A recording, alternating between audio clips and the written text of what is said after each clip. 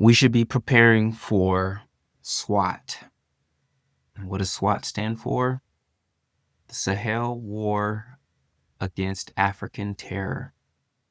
What you're going to start seeing is this renewed focus on Africa and Islamic terrorist groups that are operating in the Sahel region. And the Sahel region is a region that encompasses Mali, Niger, Burkina Faso, right? All these places that have just recently kicked out their colonial masters, particularly the French, but terror that's going on in those particular regions. And so, since the official governments there have said, hey, we don't want our old colonial masters here, those old colonial masters are going to have to figure out another way of infiltrating. Basically, they're going to have to say, you know what? There's a lot of terrorist groups operating in this area, and the only way in which we can bring stability to the region is if we fight against them. And not you Africans fighting against them. No, no, no. We, the West, have to be in there fighting against them because you guys don't know what you're doing. And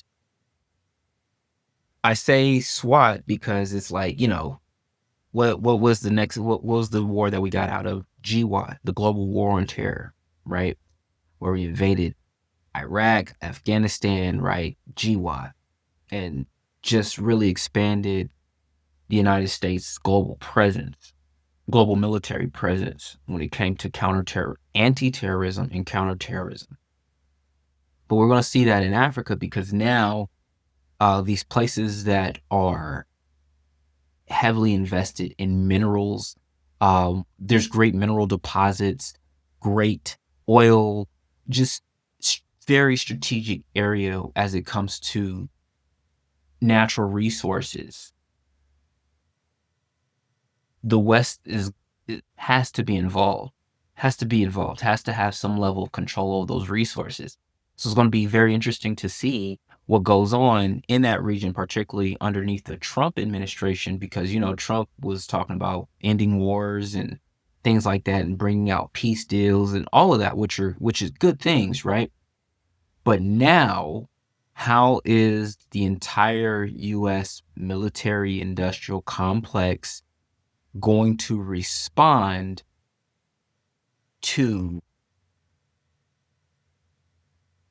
relationships between BRICS and particularly China and Russia in the Sahel area? How are we, the West, going to respond to that? So it's very interesting.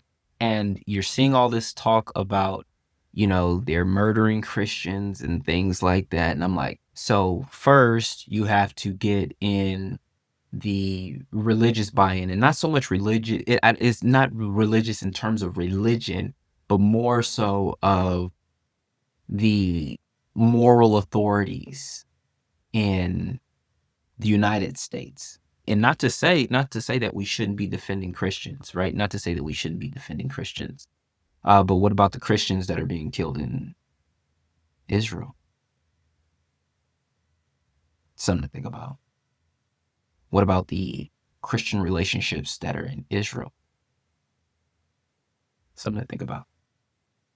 Someone that the United States supposedly has great relationships with.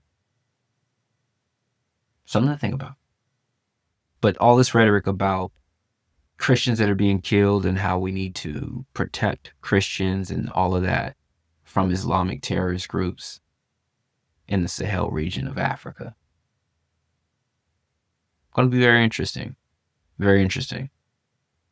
The United States operates a number of bases in Africa already. One of the major bases is in Djibouti. But going to be very interesting over the next 18 months, to say at least.